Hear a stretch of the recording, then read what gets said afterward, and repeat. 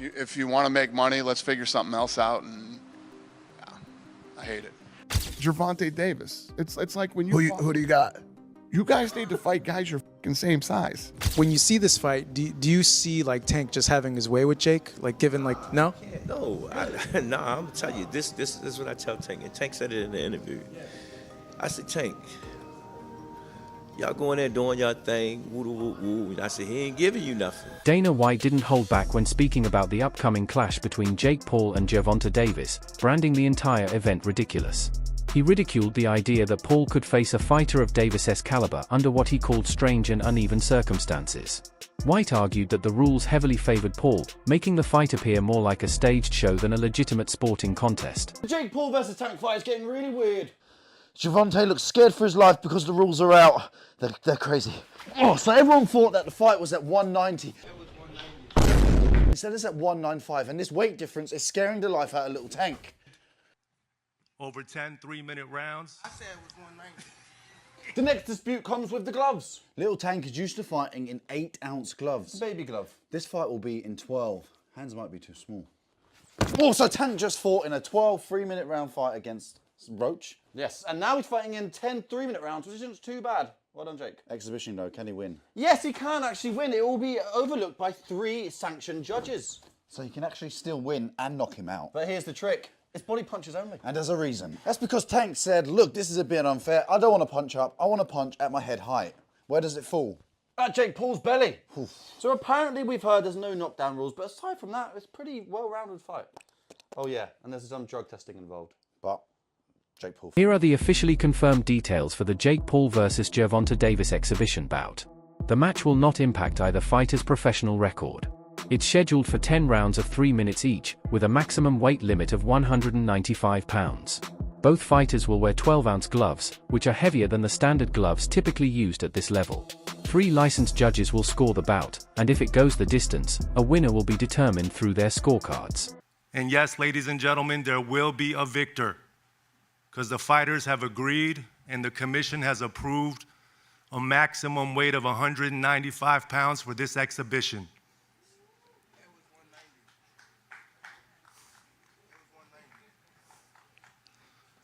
The fight will be contested over 10 3-minute rounds. The fight is 195 pounds, Tank, as you know. The fight will be contested over 10 3-minute rounds, and when Tank and Jake enter the squared circle to go to battle, they will be wearing 12-ounce gloves. Sitting ringside will be 3 commission-approved world-class professional judges that will score every round to ensure there's a decisive outcome for the fight if it goes the distance. And both men are enrolled in the highest level of testing with USADA.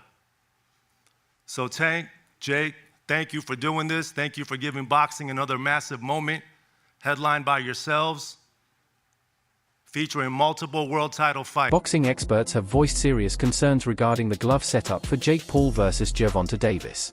Since Davis is moving far beyond his natural weight class to fight a much heavier opponent, his trainer Calvin Ford has identified the glove size as a major issue.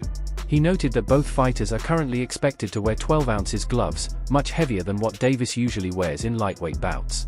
Actually, when I heard about the fight, they called me and said, what you thought about the fight? I said, the fight doable. You know what I'm saying? Because I watched Tanky for years, and I watched other young men in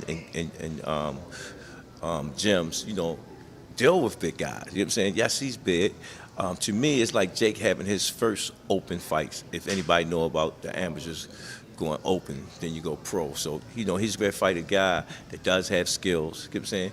My only concern is, you know, the gloves. You understand what I'm saying? Because we don't fight in 12-ounce gloves. We don't use 12-ounce gloves. That's training gloves, you know what I'm saying? I'm like, that's 2 pounds away from Jake. He fights in 10s. Tank fighting 8s, so he losing 4 ounces. So my thing is, I said, they said, put Tank in 8s, put him in 10s. That makes the fight more interesting, you know what I'm saying? And we'll go from there, because I understand. And I brought that question up to one of his handlers. They was, no, we don't want to do no mixed match. It's supposed to be an expedition. Why does it matter? what, you know, now y'all want the wins and the loss. You know what I'm saying? All these prescriptions, but you want to be great. Being great is really pushing the envelope. You know what I'm saying? You know, Tank don't really care, you know. So when I brought this up, he said, dang, facts. You know what I'm saying? So, again, you know, he can weigh the 10s and we weigh the 8s. Then we got to fight, you know. The weight, how's that going to work out? Like, Well, they got him at 190, 195. I thought it was going to be 190. So they gave him 5. So again, they keep giving, you know. I ain't worrying about the weight. You know what I'm saying? We got to deal with it. We taking the fight. We signed the contract. We're going to make it do what it do, you know. how much do you think he's going to weigh like the night of the fight? Like, yeah, and both. Like, is there anything in place where like Jake can't weigh more than like? Based on how he handled himself through camp. Camp is the most important thing because if you have a good camp, you're going to have a great fight. So my thing is just making sure the camp is good. We're doing all the necessary things, dealing with the weight, the gloves and all that. Ford instead suggests a more balanced adjustment. Davis should be allowed to use his usual 8-ounce gloves, while Paul, being the bigger man, should wear 10-ounce gloves. Ford believes this setup would make the matchup fairer and more competitive for both fighters, reducing the risk of one-sided physical advantages. Jake, I see y'all doing all this betting and stuff, right? And I'm looking at the fight because I'm his coach. This is a very serious fight, and I'm a very serious person. My question to you is, where did 12-ounce gloves come from? Why y'all couldn't take 10 and he had 8? Already he given up 4 ounces of the gloves. I gotta say this because y'all betting all this money. You understand what I'm saying? Yeah, wait. You guys were the ones that wanted 12-ounce gloves, not me. I'll do 8. Fuck, I'll do 4. I'll do 2 ounces. I'll do bare knuckle. Like, I wasn't aware of that. You know what I'm saying? Because I know that he can handle himself. so what do you want? 10 ounce, 8 ounce? What do we Well, want? if he the one said that, I'm gonna go with that. I wasn't aware of that. No, the 12 ounce came from your guys' side. No, it and did not. On God, perfect. Then what do you want? 10? No, I didn't say that. So 10 ounces. It don't matter to me. It don't Perfect. matter. It doesn't matter to him. So It back don't to matter. what I always wanted, which was 10 ounces. Great. Well, you just Thank you made for something the. It don't clear to matter. me. You just Thank made you. something clear to me because I didn't know because you fight at 10s, he fighting 8s. Yeah, your You understand guys' what I'm saying? side. So I'm like I 12 can ounces. He's show giving the up emails 4. and the screenshots. I You get guys it now. asked for 12 ounces. It's part of negotiation. I get it now. No, let's do it. 10 ounces, 8. Let's do it. That's great. That's going to make it more exciting for the fans. Thank God. I want. Dana White didn't hold back when addressing Jake Paul's matchmaking choices. He criticized Paul for consistently selecting smaller or less experienced opponents and urged him to face fighters closer to his own size. White pointed out that whenever Paul faced evenly matched opposition, he struggled. Regarding the Davis fight, White called it a mismatch, acknowledging Davis's power but doubting he could hurt Paul enough due to the massive size difference. He argued that Paul's weight advantage would make it difficult for Davis to close the distance and land effectively, despite his superior skill. Gervonta Davis. It's like when you Who do you got? you guys need to fight guys your fucking same size. You know what I mean? Straight up ignored. When you fought Floyd, you are massive. You're a massive fucking dude. Floyd's tiny. And I'm sure when you were training, you're like, all right, I'm going to hit this guy with a couple punches and grab him, tie him up. And he did hit you with a fucking bomb of an overhand right one time. And you fucking ate it. You ate that punch. Logan's like proud of it. He's like, yeah, I did. Hell yeah, I ate that punch from a 140-pounder. You're damn right, dude. Now, granted, it's Floyd Mayweather, but you're still 200 pounds, dog. You know what I mean? This is why, and I agree with Dana on this is why the Gervonta fight makes no sense to me. Because even, yes, Floyd didn't have the punching power Gervonta had, but even if Gervonta lands, I don't see him hurting Jake to the point he knocks him out. So what are we even doing? Where is the idea of this gonna, where's the idea that Gervonta's even gonna hurt him? He may hurt him to the body, you know, whatever. Jake doesn't want to throw as much, but I don't see him one punch knocking Jake out. And, you know, the same thing was kind of said with Logan. Like, okay, Floyd probably won't knock him out, but probably going to outbox him. I get where Dana's coming from. These things are not meant to be competitive fights. They're meant to make money and to, I guess, scratch that itch of the circus mystery unknown. And Gervonta, I think, hits way harder than fucking Floyd, but he's too small. I mean, your brother's going to be able to, you know, get inside on him, put his weight on him, tie him up. But I don't hate your brother. Your brother's out there doing his thing. But it cracks me up that they want to start suing people that are talking shit when your brother talks more shit than anybody talks. I think I think the thought process behind it is, okay, so Jake and I are obviously pretty polarizing individuals. And when an echo chamber starts and a rumor mill starts of like staged fight bullshit, which like these fights aren't staged, you know, that's just, it's at that level, it's like almost impossible. I think they think that it affects the business and it affects the brand because people discredit him. Recent reports suggest that Gervonta Davis has been adding significant muscle throughout training camp, now weighing close to 160 pounds, despite never fighting above the 135 pounds lightweight limit. This move brings him closer to the agreed catchweight for the exhibition, helping minimize Paul's natural size advantage. The added bulk could increase Davis's endurance, durability, and punching power, making him a more dangerous opponent. Though still below the catchweight, his transformation signals clear intent and determination to show a new, stronger version of himself on fight night. It's my prediction that Gervonta Tank Davis is going to weigh in on the night of the fight against Jake Paul, knocking on 160 pounds. Don't be surprised if he's 157 pounds, something like that. You guys see this footage? Look at Tank. Now, if you know what you're looking at, the guy must be around 150 right now, 153, something like that.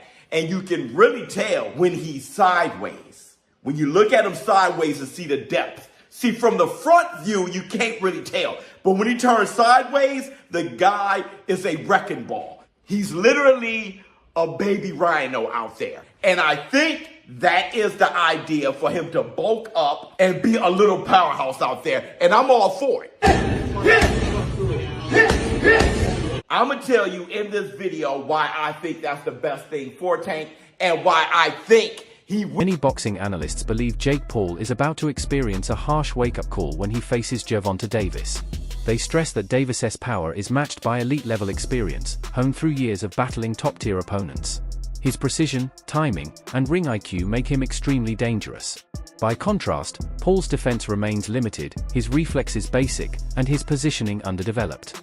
Experts insist the skill gap between the two fighters is vast, and could ultimately define the outcome of the fight.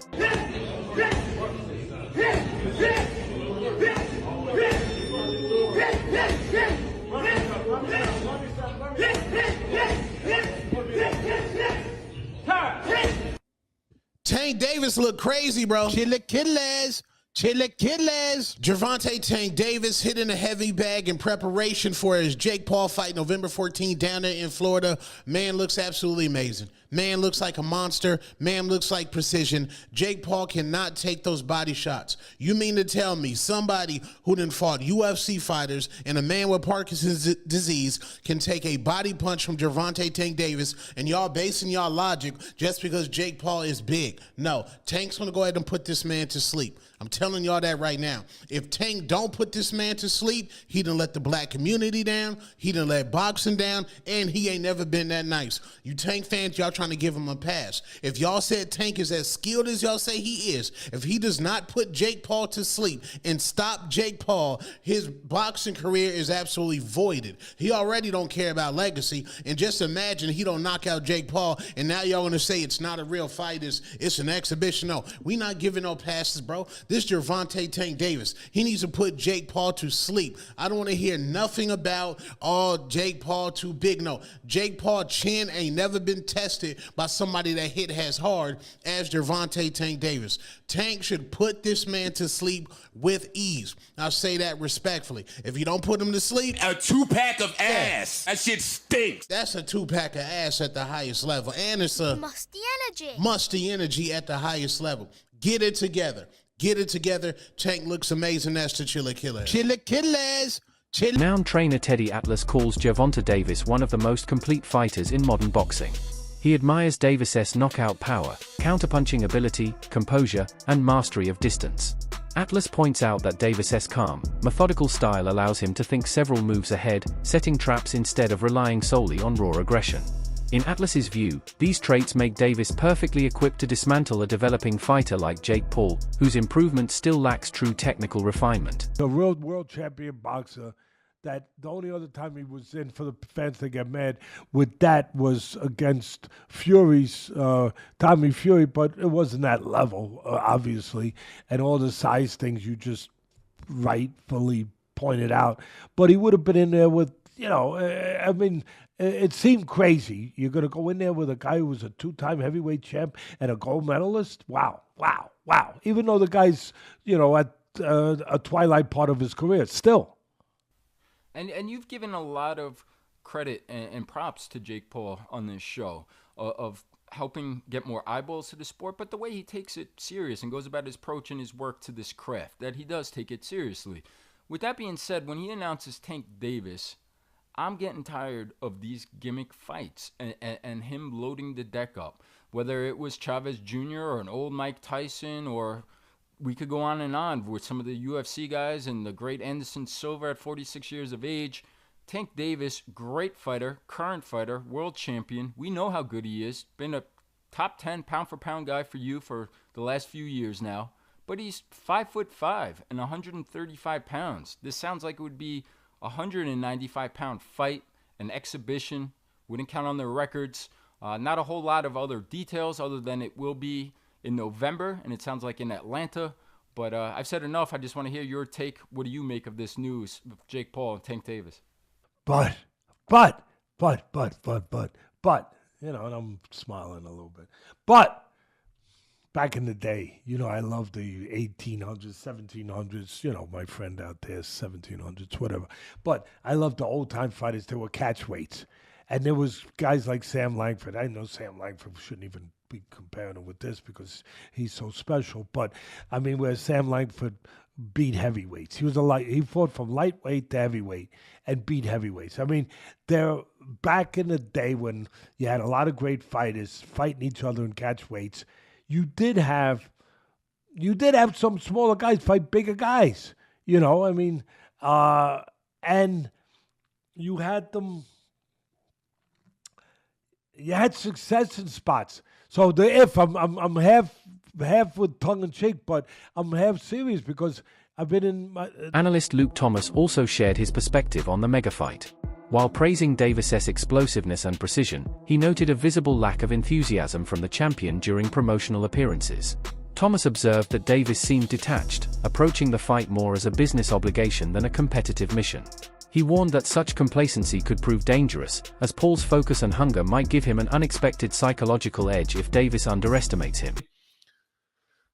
You know, you could make the argument that Tyson Fury also didn't stick to the order of what was in front of him as a pure boxer due to taking I can't even remember if one on his record at this point or not, but whatever, the Francis Ngannou boxing match, and he went it by the skin of his teeth and moved on. But there was a delay as a consequence to make that. Now that ended up being a little bit intriguing because of how well Francis did. But you know, this is not the first time major boxing has been interrupted in that way. However, at least both of them are heavyweights. Like this is gerrymandered weight classes or whatever the fuck they're doing to get around it. And it's an exhibition. You know, they're using big ass gloves. Like it's a whole thing. So in that sense, it's a little bit different. It's not different in the sense of a boxer in his prime or relative prime. Former world champion Carl Froch echoed similar warnings, stressing that Paul's size and unconventional power could pose genuine danger. Froch questioned the legitimacy of the matchup, suggesting it feels more like a spectacle than a serious contest. He raised concerns about safety, pointing to the 65-pound weight gap between both men. According to Froch, this mismatch threatens not only competitive integrity but also Davis's physical well-being. Just here at Los Naranjos in Viva, España, and I found out that Gervonta Davis is now fighting Jake Paul. So Jake Paul was supposed to be fighting AJ. Eddie Hearn announced 99% done, which we've just spoke about. What next for AJ? Potentially Jake Paul. But it now looks like that Jake Paul is fighting one of Anthony Joshua's legs. He's fighting Gervonta Davis, somebody who's a quarter of his size. I don't even know what's going on. Has Eddie Hearn been played? Let me know what you think. But the AJ fight with Jake Paul's finished. Gervonta Davis, fake Paul, November. I don't know what's going on in the world of boxing. This is an absolute joke. What next for AJ? We'll get into this, and there's so many questions I want to get into in the next episode. But I hope you enjoyed this one. And yeah, I just thought I'd give you a quick update because the news has just come in. And I'm just trying to relax and play a bit of golf, and I can't. I've got to get it off my chest. I'm going to add it to this video. Hope you enjoy it. Don't forget, if you haven't already. Comedian and commentator Ari Spears gave his unfiltered opinion on the Gervonta Davis vs. Jake Paul event, calling it a circus disguised as a fight. Yet, despite mocking the spectacle, Spears confidently predicted that Davis would deliver a third-round knockout, praising his accuracy and destructive power. His remarks captured public sentiment perfectly, skepticism mixed with anticipation. Whether seen as absurd or thrilling, Spears concluded that once the punches start flying, Davis's talent could quickly silence all doubts. Coming up is Tank Davis versus Jake Paul. Oh, this is such a circus. Yeah. Look, according to BetOnline.ag, Gervonta Davis is favored -240, Jake Paul's +190. So more than twice the odds for Davis. Davis is a lot smaller, but he's a real serious fighter. I'm predicting a third-round knockout. Ooh. Third round knockout. He's out of there. Listen, I don't know what's the bigger joke, that fight or Tyson versus Floyd Mayweather. We'll talk about that in a second. We'll talk about that in a second. Yeah, this is honestly just disappointing. As a boxing fan, to just keep seeing these circuses happen over and over again. I don't know if the rumor's true, but I heard Floyd was talking about coming out of retirement to fight Crawford. Now that's got some panache to it. That'd be interesting. Yeah, but it would be. I think Floyd will end up taking a loss. Finally. That's the thing. He'd mess up that record. Yeah. And I would respect him for it because we know how much he's tried to protect the record. Take the risk. This is what great fighters are supposed to do. Yeah, but it's interesting because people were saying that Terrence Crawford should retire because he's, 43-0 at this point? Okay. He's like 37 years old. I personally don't But he's still got the goods, though. Oh, he's got the goods. Yeah, he's still got the goods. Because Canelo was a monster. Crawford had been dominating for a while. Right. And he had only had 2 losses, one of which was Mayweather, very early in his career. But this whole Jake Paul, Gervonta Davis thing, is just because Gervonta was supposed to fight Roach. There was supposed to be a rematch because it was, I believe, a draw last time. Yeah. So you go and fight Jake Paul instead? I'm sure it's a much bigger bag. Yeah. I'm sure it's a much bigger bag. And clearly that's what it's about. It's the bag, you know?